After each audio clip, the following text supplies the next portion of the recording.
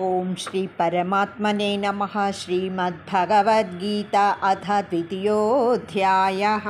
वेदा विनाशिनन्नित्यय एनमजमव्ययं कथं स पुरुषः पार्थ कङ्घातयति हन्तिकम् वासांसि जीर्णानि यथा विहाय नवानि गृह्णाति नरोपराणि तथा शरीराणि विहाय जीर्णान्यन्यानि संयाति नवानि देहि।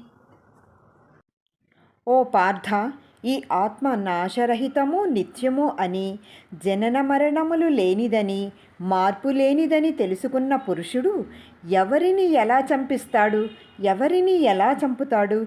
మానవుడు జీర్ణ వస్త్రాలను విడిచి కొత్త వస్త్రాలు ధరించినట్లుగా జీవాత్మ పాత శరీరాలను వదిలి కొత్త శరీరాలను పొందుతుంది.